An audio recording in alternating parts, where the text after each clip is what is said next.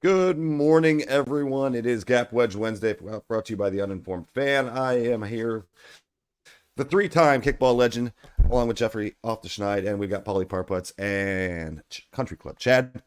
Good morning, boys. How are we doing today? I'm doing Doing great. Oh, good. Chad, how are doing you? good. Doing Good to good. see How you. you guys doing? Fired up today, I All understand. right. You bring it out of me, Jeffrey. You bring it There will out of be me. no LeBron James talk on this podcast. I can guarantee you that. Paul, how are you doing today? I am also well. Wonderful. Because I know that if we started LeBron James talk, that it would be a very heated debate, not only between me and Chad, but I know that me and Paul usually align on this subject as well too. So we're just going to go ahead and avoid it altogether and keep it moving with only golf content today, if that's okay. And we won't bring up any kind of group chats that we had or anything that was said or me calling Chad names. We're going to go ahead and move off that if that's okay for you. That's good because I've never seen LeBron James pick up a golf club, so that's Fair that's enough. good. Love that. Obviously, last week we did have the RBC Heritage, and man, fun tournament. I tell you what, if you offer Scottie Scheffler something that he can wear in terms of a sweater or a jacket or some kind of garb, he is basically going to win the tournament. Not to say that that's the reason why, but man, Scottie Scheffler, Paul. I mean, just is he just inevitable every tournament that he plays? Confirmed good at golf. Yes. Yeah. It's it's what we've been saying for it feels like 3 months. Yeah. If Scotty putts, Scotty wins. Um, he went out, started Thursday at -2, so two under, with a double bogey, and we said, "Oh, maybe there's a little Masters hangover," and there he is, just climbing the leaderboard and then winning it going away. I mean, it wasn't, there was no drama on Sunday. It was Even what with the, eight under on Friday, right? Was like the big move. I don't even know what he shot on the weekend. I didn't really pay much attention, but yeah, he just mistake free, mistake free, safe golf, and just it's he's still fun to watch somehow. Like Patrick Cantlay is still like watching paint dry no matter what he's doing. yes, But Yeah, Patrick Cantlay could shoot a 59 and I would hate it. Like I would hate to watch it. But any other guy, I'd be like, great. yeah, well, the only guy I think that we would like to watch every shot of less is Wyndham Clark. thank you, thank Especially you, putting. thank you for the callback for your boy here. I do appreciate that. Um, Yeah, Obviously RBC, Scotty comes in and wins. We did have some good finishes. I mean, Sahith was up there. Um, I bet Sahith to win. Cam Davis didn't really play out as we thought it would, but there were some other guys up there as well too. So hopefully you Yeah, I tail them. mean, Go ahead. I had a DraftKings lineup that had five in the top 15, like, and then Cam Davis. The Right. big fuck you, Chad. What an asshole. Tough one. Well, hopefully you did tail on some of the top 20s and top 10s and stuff like that and ended up still making some money.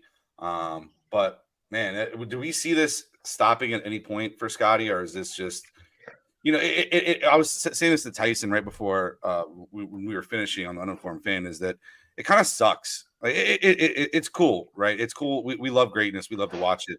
That's why we love guys like Jordan and LeBron and guys like that, because we love to watch greatness in the moment.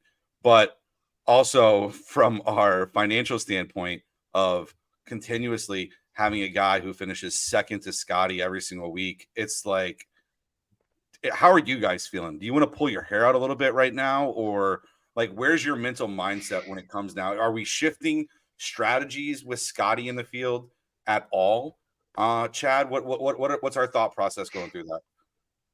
Well, I mean, yeah, the way he's doing what he's doing, it is kind of frustrating because you know, Like if you're getting markets like a with no Scotty Scheffler market, you're practically winning. Like you said, we're getting a bunch of seconds. Um, two of the last three tournaments that Scotty Scheffler did not win, though, we did have the winner. So it's like, Right. we're right there. And the good thing for us, trend followers, is that Scotty has never won a tournament outside of the months of February, March, and April. True. So we have a shot coming up Yeah. because he's not going to play again in April. So, And, maybe. and we know that his line is just going to continue to stay so inflated in every tournament that he plays as well, too, that there will be value to be found going forward. We do have a question from one of our listeners, loyal listeners, Marcus Buffington, on YouTube. And I will pose this question to you, Paul. Who is the next true challenger to Scottie Scheffler? Or is golf not like that? ... That's the question from Marcus Buffington. Paul, any thoughts to answer Marcus Buffington here? So I think the way that golf is now, it's not quite the Tiger Phil situation. But I think guys like Oberg, Yeah. he's an up and comer. He's a great ball striker. It's the and this we're trying not to have a GOAT debate right now, but when we come into the conversation of what Scottie is doing right now versus great golfers of all time, Right. we're watching it happen, and he is the best golfer on the planet right now by a lot. So who's challenging him right now is nobody. The difference between, and this is not a stat that I pulled out of anywhere other than we all read the same one online, but I'm going to repeat it. The difference between Scottie and Rory from 1 and 2 is greater than the difference from Rory to Tiger right now. Right. Tiger at 714th in the world. Not crazy. Tiger. Tiger today. So number 2 in the world and 714th in the world. That gap is smaller than the gap between Rory and Scottie right now. He's the best golfer on earth by a lot. And so who's going to challenge him right now is him. So that's it. Scottie is mentally ahead of the field by double. He's lapped them because he goes into an event and he wants to win, but he doesn't care if he does. Right. And everybody else is trying to beat him. Whereas the only person he has to beat is himself. And his interviews, he seems as content as a person can possibly be. So I don't want to get into faith conversations and all of that, but whatever brings him to a point of balance in his life, he gets on the tee and he just hits a golf ball. And you can't teach his swing. No, it's funny watching people try to replicate it though. It's just like you're not going to. Yeah. But it is funny to see the YouTube clips and stuff like that of people trying to move their feet while they hit a golf ball. And it's I think it's pretty easy. No, yeah. Okay. You mentioned one thing I do have on here is histrionics of Tiger and Scottie, and one stat that I have, and as great as Scottie is, when we talk about world number 1 rankings right now, for Scottie Scheffler to catch Tiger's total weeks spent at world number 1, he will need to be at the top every week for 12 years and 3 months. History-wise, is there a way that we think that Scottie could catch Tiger or even be what Tiger was? And did we ever, obviously we took for granted what we were watching in the moment of how great Tiger was then. Because Tiger did have a guy like Phil who was challenging him. Any other histrionics that we have with Tiger and Scottie, Paul, that we think are interesting? Yeah. So one thing is that word is a landmine. It doesn't mean what it sounds like it means, but you can Google histrionics like I did and then find out that I was using it wrong also. Heard. But I have it on my notes, so Yeah, I just, that's this isn't That's- a also two moment. This is just something that I that's saw right. on here. We're reading it. Yeah, that's why we put it there. It's very funny that way. Um, I so I know that Chad's opinion of where Scottie is history wise or whatever else is exactly. He's gonna say it better than I am, so I'll just let Chad take this one. Go ahead, Chatty Daddy. What was that? Sorry, I had to step away for a minute. We're talking about not histrionics, but the history of where Tiger and Scottie are. And I mentioned that for Scottie to pass Tiger for world number one consecutive weeks, he would need to be number one for the next 12 years and 3 months, basically, to be able to pass him. I stop lagging. Anything that you see on Scottie that will allow him to eventually be able to pass Tiger for one of the greatest, if not the greatest golfer of all time? Well, here's the deal. I brought this up last night to Paul when we were talking about it. It's just like how everyone's comparing MJ and LeBron. I know we said we weren't going to bring it up, but this is kind of how I feel it has to be talked about when it comes to this again with these two. Uh, it's way different now than it was back then. Tiger pretty much only had Phil as a competitor. If you really go back and see it, maybe what was it David Duval for like a year, 2 years when he was on top. But other than that, you really didn't have anybody that was there all the time competing with him. And I feel like the game of golf is totally different now than it was then because you got so many guys that are so good that are able to win every week. Also, they just don't, and Scotty does. But when you were watching golf back with Tiger was doing his thing, there was only one guy you thought could beat him, and that was Phil. Because no one can sit there and just drop names say, "Oh, he could win this week," or "He could win this week." You don't get that, but you do have guys that are you feel like you feel comfortable saying Wyndham Clark, he could win this week. Because Sid Heath Legal, he could win this week. You feel comfortable with that because those guys are there constantly. They're top fives, top tens, top 20s all the time. It's when Tiger was playing, I don't feel like you had that. You had Phil, and that was it. So it's the game of golf, just like the game in the NBA, is totally different now than it was then. So, the whole GOAT factor, who knows? Just like with Nicholas, but Nicholas had more competitors, I feel like, than Tiger did. And Yeah, Tiger was just it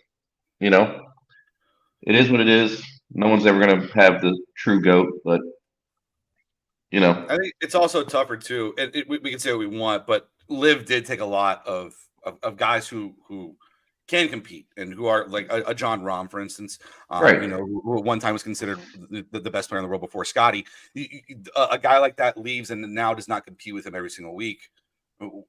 It's hard to judge it. It's tough to compare. You know what I mean? So I think that's kind of where I'm at when it comes to that as well too. And who knows, maybe we end up getting everything back together. Doesn't look like it's inevitable, but maybe we'll see what happens. Any other thing you guys got on Harbour Town or a recap on there? I did also want to point out, of course, we did have another tournament, which was Punta Cana as well too. How did things fare over there? I didn't really pay attention as much, Paul, to how we did. I know the 3-time over here did mention Billy Ho as a person that he liked in the Punta Cana, and of course he comes in with a victory. So if you follow the 3 times advice, you made some money last week. How did the overall picks do at Punta Cana last week, Paul? I had a very light week in general. And I guess there were 3 topics in there.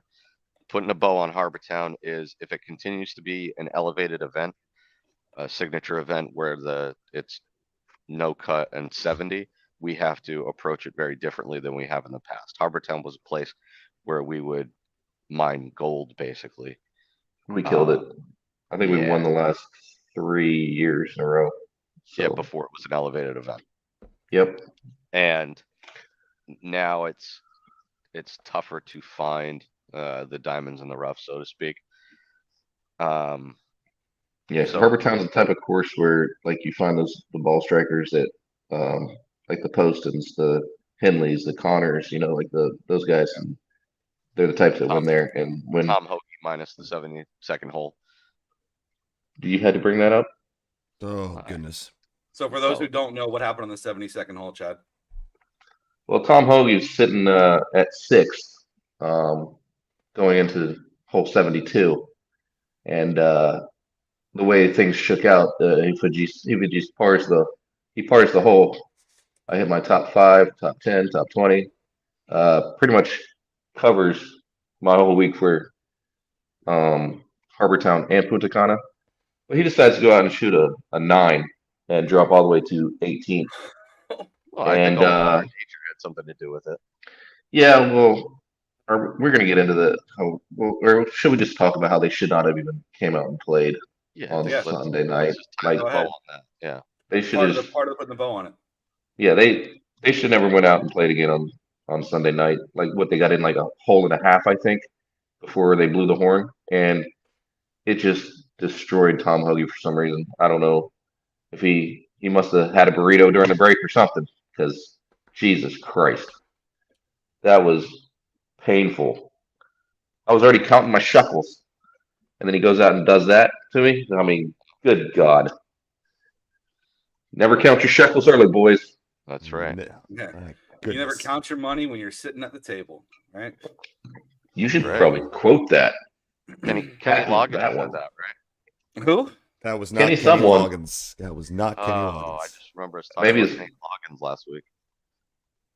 Who is Kenny Loggins? All right. And Chad, any thoughts that you had on Punta Cana and the way that it finished up, except for congrats to the 3-time? Punta Cana was good to me.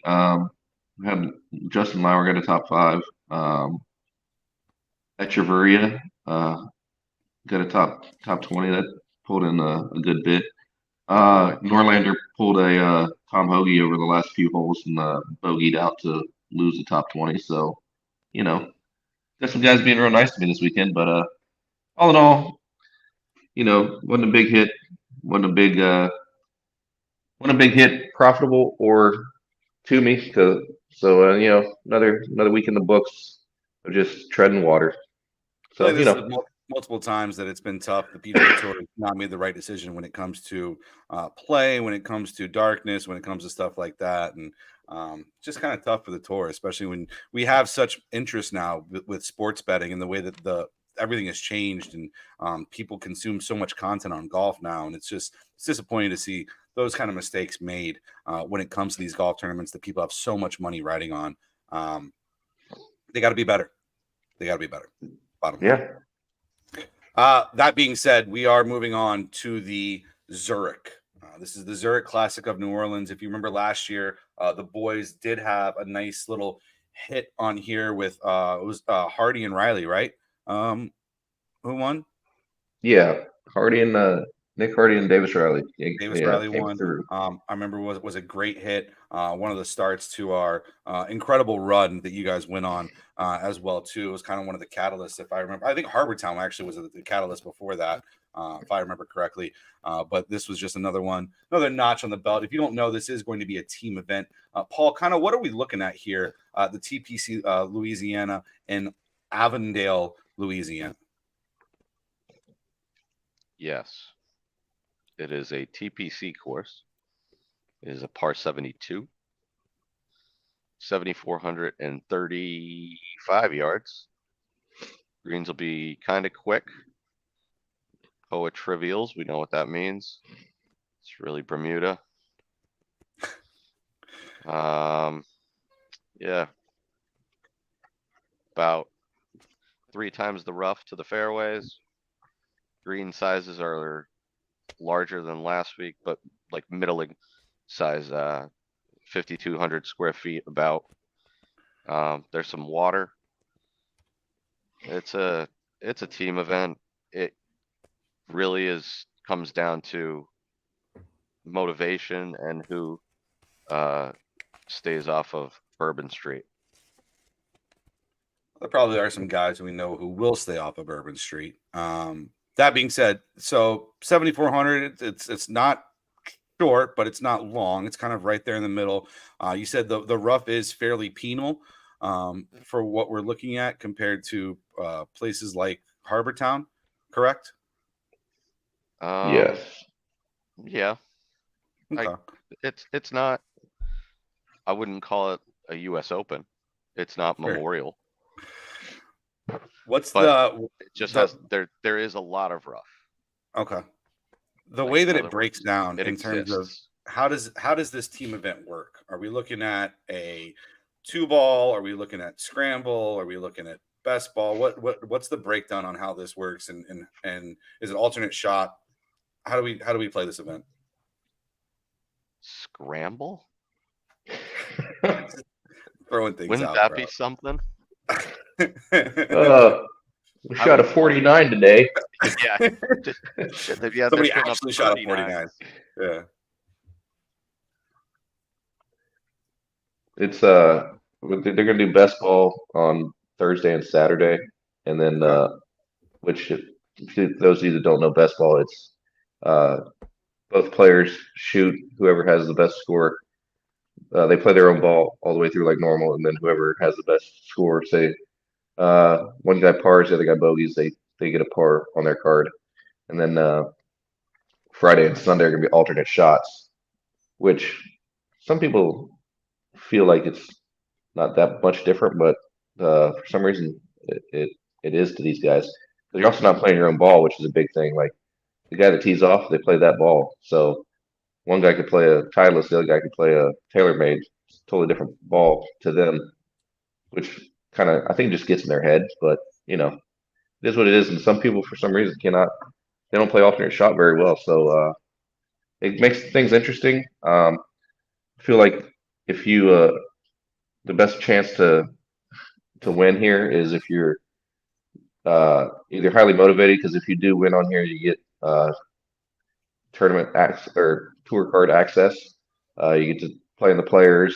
You get 2-year exemption on the tour. So you know, like last year, the big story was Matt Fitzpatrick and Alex Fitzpatrick. That Matt Fitzpatrick was out there killing it, trying to get his little brother on the tour. You know, so it's definitely some motivation for some people, and the camaraderie and friendship of some people. Like Cantley and Xander are great friends. I think Xander was the best man at his wedding, and they played great here together. They won it and top 5 last year. So you know, guys like that, I feel like they have a better shot than just throwing 2 guys together. You know, but that's the format. I do see a brother team that's in here as well this week. So There's 3 of them. Is there 3 of them? Yeah. Oh, okay. Fitzpatrick's the Hoygaards. Hoygaards. Oh, I didn't see the Hoygaards. Yeah. So and the Hoygaards- Cooties. And the Cooties. I saw the Cooties on there. I knew Chad be maybe throwing one Oh, of those out there. That's the long shot of the week, baby. Okay, yeah, cool. Who do we, Paul? I'll start with you. Who do we like this week, and what do we think the way it's going to play? Them. I like them. The Give me Cooties. the brothers. Give me the team. All 3. Give me All all 3 three, brothers. okay. All right. All 3 pairs of brothers. That's if I We're ever brothers.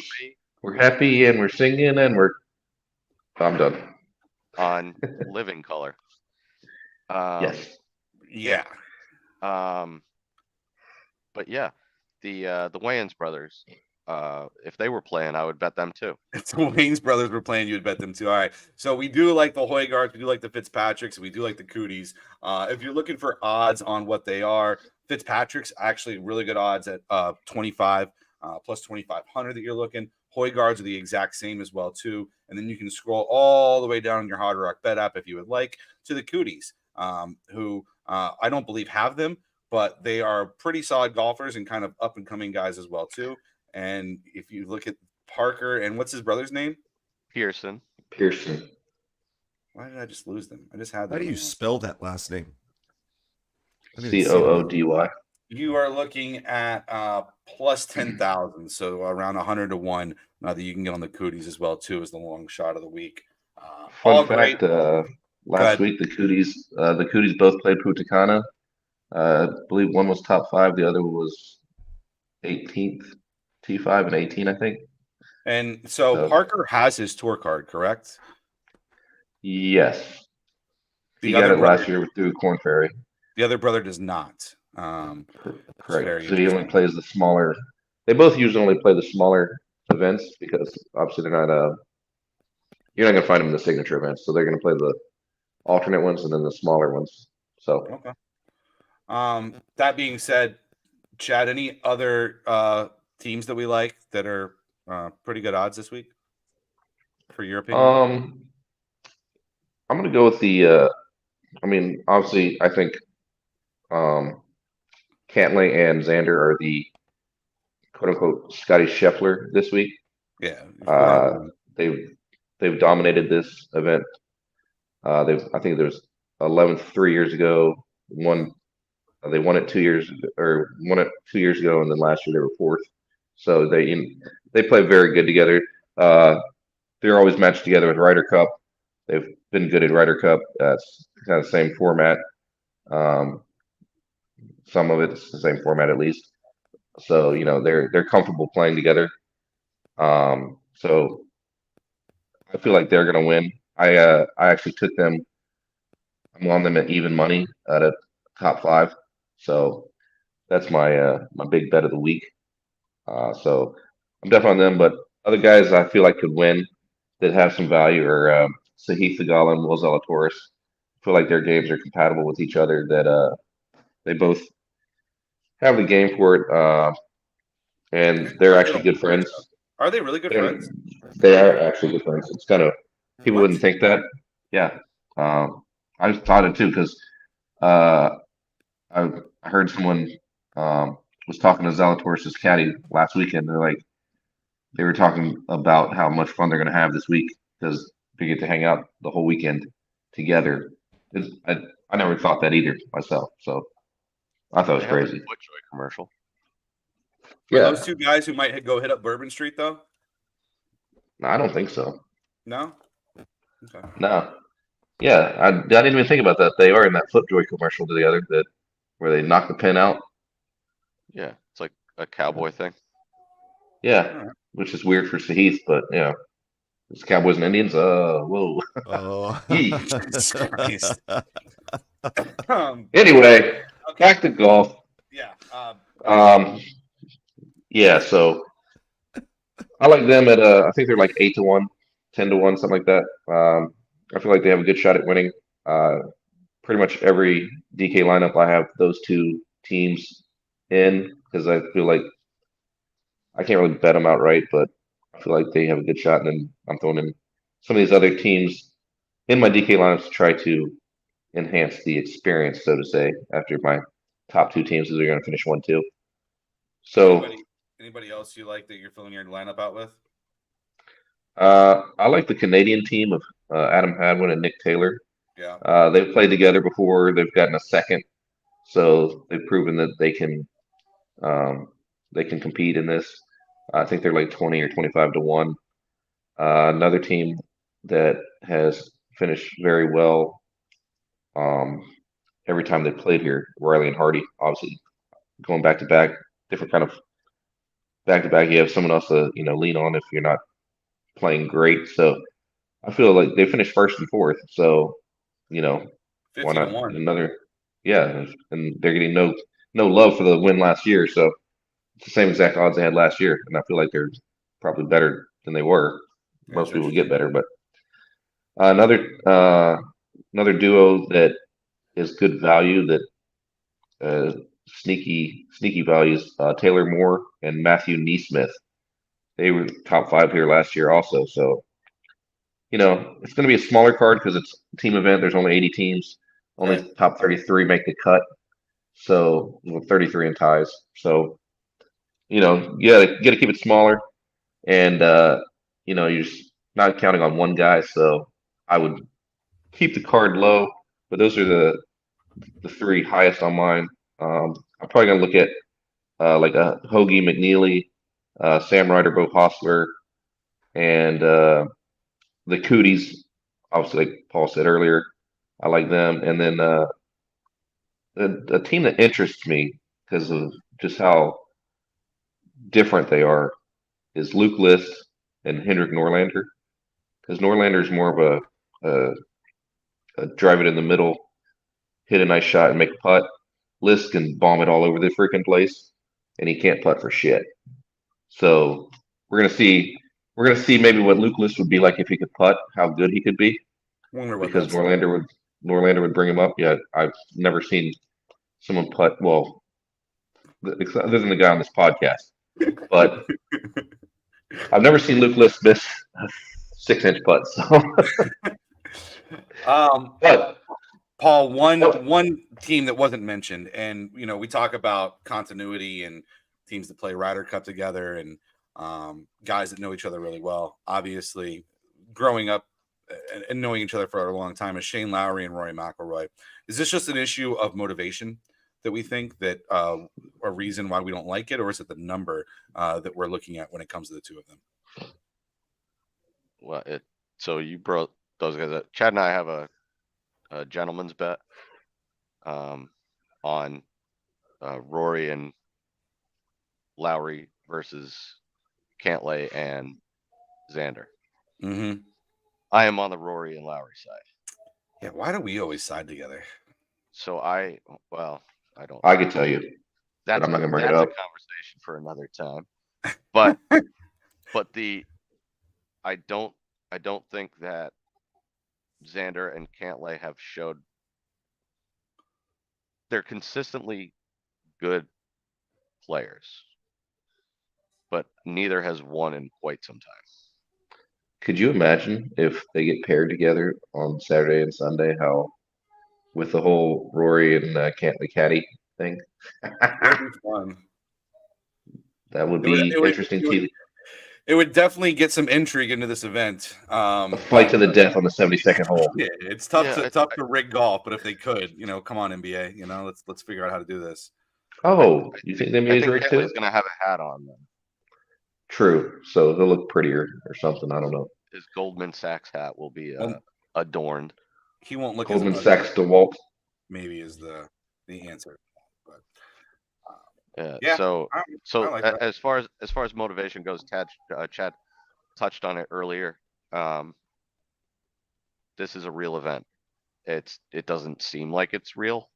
It's like a lot of people consider it to be a hit and giggle, but if you win, I mean, Ryan Palmer was coattailing the #1 golfer in the world for a few years and getting exemptions year after year.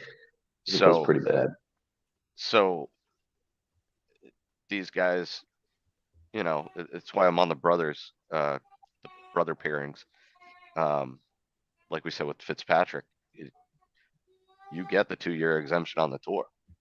Yeah. It's a real, it counts. These are real points, real FedEx points, real money, and real a PGA credentials. So, who's motivated? Who's there in New Orleans to hang out with their buddy and have a good time?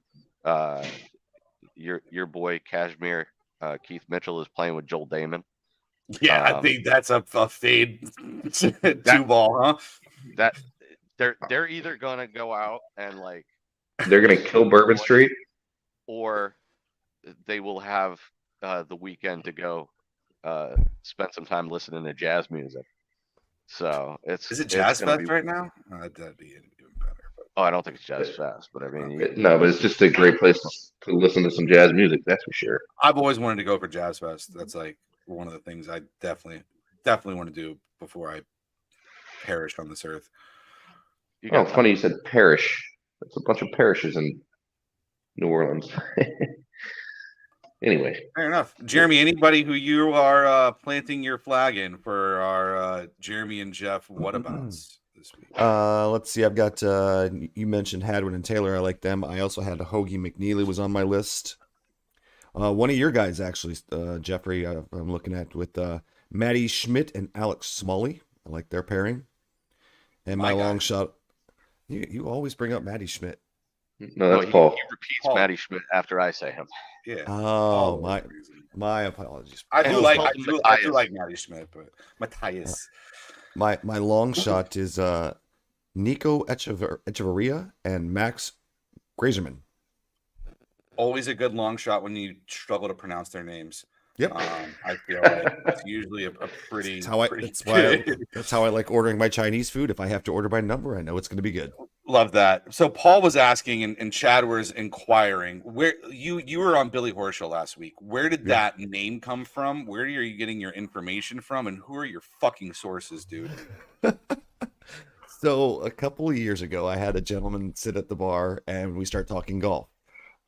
And he has he writes for a living on golf, and every so often I'll just send him a message, email him, and he sends me messages back from time to time. And just happened to be one of the weeks I was hitting him up about it, and he said, "Hey, by the way, this is a big weekend, at the RBC, but here's some other guys." And so I just happened to, every so often it happens. It's not every week. I just What's his name? Deep Throat? How about give him a little credit? Shout him out. Yeah. Yeah, what's his name? Does he have a Twitter handle? Like, do you shout us out whenever we give you winners? Yeah, you do. I So do. give this guy some credit. I keep my sources close, Wow. We don't know this guy was CIA. Yeah. He writes for golf. Yeah. He's published. Yeah. Is this the guy that TJ's regular? No. And you don't want to say his name. No. I'll tell you later on. Wow. Man, Okay. on So he definitely is CIA then. Behind a paywall. I know TJ has a guy who writes DFS content for golf, who's a big regular of his at the Boathouse, who just lives here and works remotely. I will say this, the way that I usually come up with my names is I hear you guys talk and then I say, that name looks good. I don't know. I feel like that's a good idea to throw that name out there. And miraculously, it's not been too bad. I will say my what about this week is going to be Justin Lower and Dylan Wu. You mentioned Lower with a really good finish last week at Punta Cana. Dylan Wu is a guy who I feel like can go out there and play as well. I don't know that the combo of them together or if they know each other or are cool with each other, but I do kind of like the number at 75-1 as well too. But, like you said, right there, you do have List and Norlander at that same range. So interesting. Honestly, I do like them.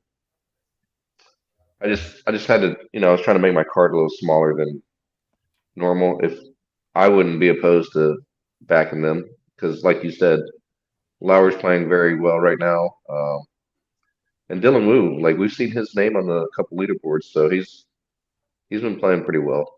Yeah, Also, they can go low. That's the thing. Like you get one guy that's hot one day, he can shoot 8 under on his own, and then you get another guy that throws in a few birdies here. They're 11 under, and that's the thing is that the 4 par 5s are all gettable here. So if you got a guy with some length, it's going to be a lot easier. And then you got a guy that's great at par 4s, and there's one drivable par 4 also. So you got 5 holes for the longer guys that are very scoreable. And then if they're paired with a guy that is on fire on the par 4s, then it's lights out. So we know how we always like those guys with a little bit of length. You do or female friends? I don't know. You said that. I think you said that wrong. In general. All right. Any other thoughts we have before we wrap this up today, boys? There's another event that's happening in Japan. Oh. ISPS Handa. It's single player. You're playing your own ball. They just go out and do like normal golf. Okay. It's not this other guy hits the ball and then another guy hits the ball nonsense. Is this DP World Tour? Yeah. That it is. Yeah, the DP World Tour. So I like a guy named Yannick Paul. Of course you do. Yannick Paul. Is he German? No relation? Yannick Pauli par putts. Oh, now I see the connection. Yeah, it took you a while, but he finished in the top. I think he was in the top 10 last year, and I think he was second or fourth. Is at the top 10 still? Yeah, but I'm just saying it was better than that. I'm just saying. All right, I'm giving the guy credit. I'm sorry. appreciate it. Oh, He made the Oh. cut. Awesome. So yeah, so he's up at the top of the board. The favorite in the event is Christian Bezadenhout. And you're not on him? Wow. Not at 11-1. Yeah, he's not an 11-1 golfer. I mean, I don't even. He'll probably win because I'm not going to bet him. What about Marcel Schneider? You got to bet him. Hey, you got to bet that guy. He's probably like at least 500-1. No, I that definitely name. think Matthew Pavon. Is anybody know. on there called James Bond, like Jeremy's source for golf information? Yeah, pretty incredible. You can't drop a name here. It's absolutely insane. Holy Moses.